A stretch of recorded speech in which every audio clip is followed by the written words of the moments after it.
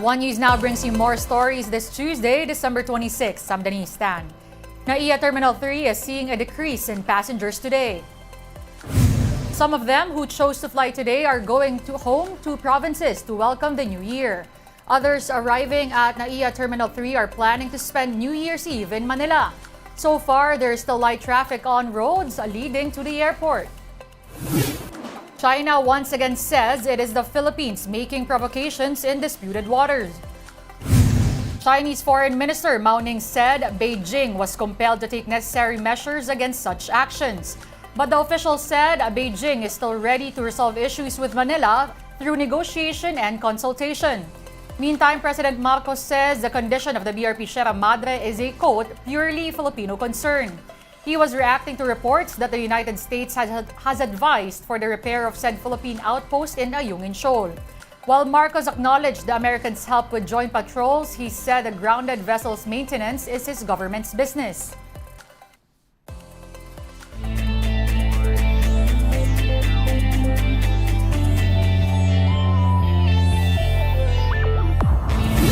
In sports, sister teams San Miguel Beermen and Barangay Ginebra Gin Kings are through to the quarterfinals of the PBA Commissioner's Cup. Here's the story. The wind's cold, but the atmosphere at the Smart Araneta Coliseum is nowhere near that for the Christmas Day doubleheader. In the first game, the Phoenix Fuel Masters took control of the game early against the San Miguel Beermen. But come the fourth quarter, the Beermen went on a surge led by Terence Romeo. San Miguel went on an 11-3 run at the onset of the payoff period before going on another rally late to secure the win. Final 117-96 for SMB. Import Benny Boatwright Jr. led San Miguel with 26 points and 16 rebounds. But Romeo proved to be the X-factor, scoring 15 of his 22 points in the fourth.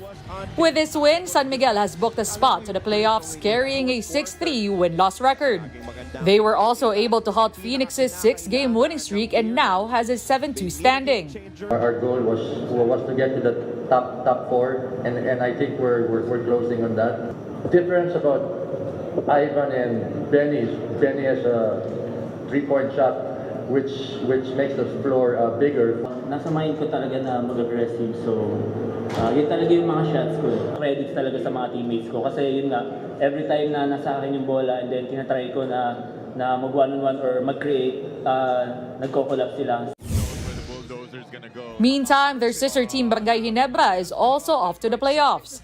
That's after the Gin Kings defeated the TNT Pangiga 86-78. Both teams were neck and neck for most of the game despite TNT coming in without import Rondae Hollis-Jefferson and captain Jason Castro.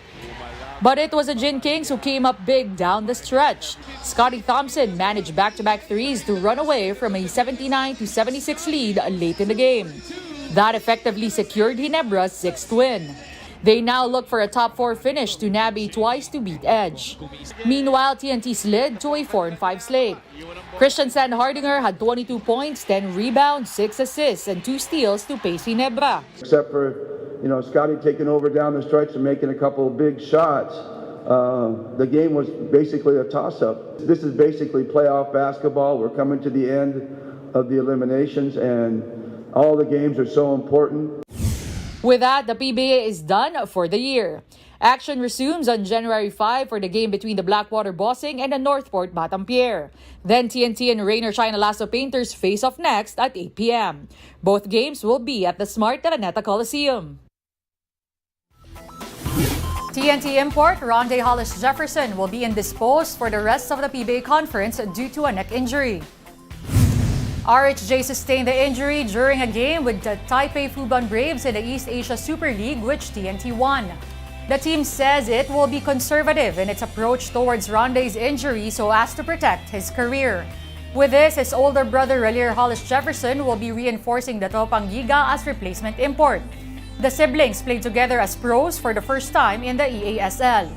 Rondae is not expected to return as well in the TNT's next EASL game against the Anjang Zhangquanzhang Red Boosters.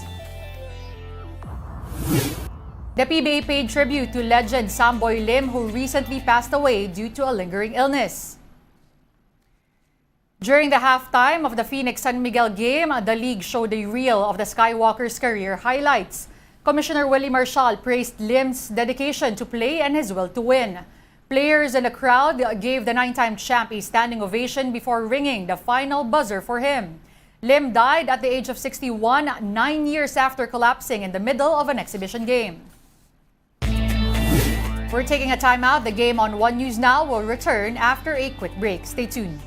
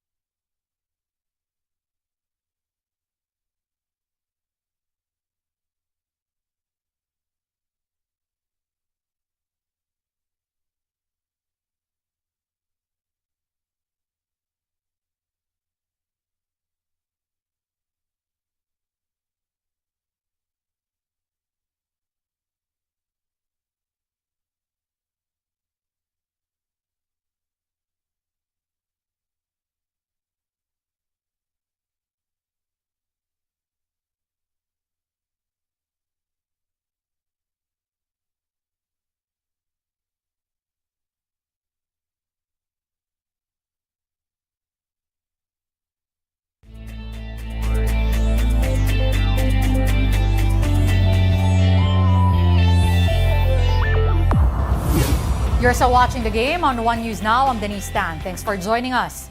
Pinoy boxer Marlon Tapales and Japanese fighter Naoya Inoue easily make weight. That's ahead of their super bantamweight unification showdown today. Inoue weighed 121 and 3/4 pounds, while Tapales clocked in 121 and a quarter pounds. Both are inside the 122-pound weight limit. Now, there's no stopping the slugfest between two heavy hitters at the Ariake Arena in Tokyo, Japan. Both fighters will gun for the title of undisputed champion. Inoue holds the WBC and WBO title belts, while Tapales has the WBA and IBF counterparts.